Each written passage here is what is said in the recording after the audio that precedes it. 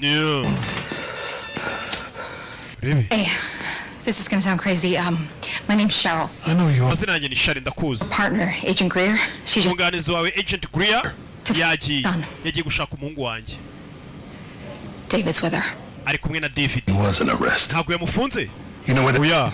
The Aho pain, bagira urazi bagiye mu rugo kwa Payne. everything that happened that night. Hayden Payne uri inyuma y'ibi byose. FBI couldn't do anything without proof. Ndetse FBI ngo nta kintu yakora nta bimenyetso bihari. I have proof. Ngiye mfite ikimenyetso. Philip Mackenzie ran a Philip Mackenzie yankoreye DNA test proves the zigaragaza ko umwana basanze rya joro mu buriri atari umwana wanjye. were doctored. Ariya biriya bizamini byarekuwe na forensic byari bihimbano. David ararengana, umwana wanjye ni muzima. I need your help. Nyine ubufasha bwawe, ibimenyetso birabonetse. Afande yari yanze ko ibimenyetso babibona. Philip Mackenzie yongeye gutanga ibimenyetso, ni wa mu warden. Wibuka n'umugore bahaye kuyaza hano yamaze kugeramo indani, harinzwe n'abantu bafite intwaro mwigengesere, ayisarabura bari hanze. Ati namaze kugera mu nzi wabo, harinzwe n'abafite intwaro, ntimuze muhobagurika. Arabarabuye, arabari inyuma. Arangije itavayo. Naritswe nagusobanurira wabikoze. Kucyura mukobwa kiri hano. This work. Mama ngiye bino bintu nziko byakunda.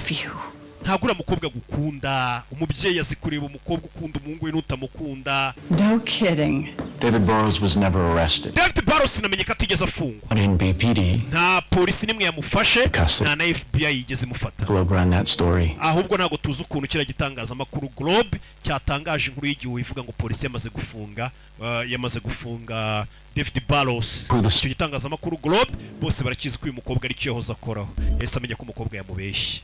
Mwana ni Recho watubeshye. To make this work? Harya ngo nubu ngo watuma ibyanyu bicamora? Here. What do you want to do? Burrows ari mu nzira za hano. Dukora iki? Let him come. Mu muri kaze. David Burrows He did us a favor. araza kuba tworohereje akazi. Question the killing of Umugabo nk'uyu uri guhigwa kwica abantu barenga babiri, passed on private. kuba yatwinjirira mu rugo tukamwiciramo, nta muntu wabituryoza pe. Yaba tworohereje akazi. Reba filime. Urumva umugore ariko w'umugome kandi atuje. Uyu yarababaye amenye ko umukobwa yamuryarye. Mama yajyaga bimbwira kuri ya mukobwa atankunda ndyarya.